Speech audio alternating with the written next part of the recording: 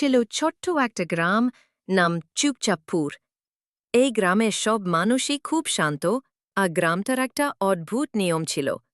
সন্ধ্যা নামার সঙ্গে সঙ্গে সবাই ঘরে ঢুকে দরজা বন্ধ করে দিত।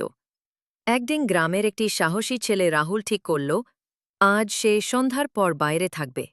সে ভাবল, সবাই এত ভয় পায় কেন? নিশ্চয় কিছু না কিছু রহস্য আছে। রাহুল লুকিয়ে থাকল একটা গাছে। হঠাৎ ঝুপ করে একটা ছায়া গাছের নিচে নেমে এলো।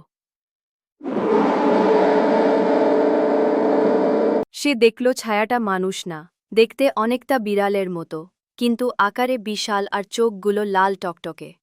ছায়াটা গ্রামের দিকে হেঁটে যেতে লাগল, আর রাহুল ধীরে ধীরে তার পিছু নিল। ছায়াটা গ্রামের পুরনো পুকুরের ধারে গিয়ে থামল। তারপর সেটা একটা গুপ্ত দরজা নিচে হারিয়ে গেল। রাহুল নিজের চোখকেও বিশ্বাস করতে পারছিল না। রাহুল সাহস করে সেই গুপ্ত দরজা খুঁজে বের করল।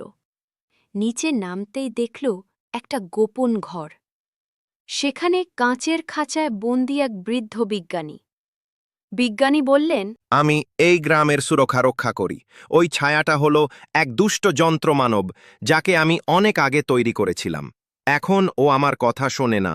রাহুল তার বুদ্ধি দিয়ে যন্ত্রমানবের সামনে আয়না ধরে দেয়। যন্ত্রমানব নিজের চেহারা দেখে ভয় পেয়ে পালিয়ে যায়।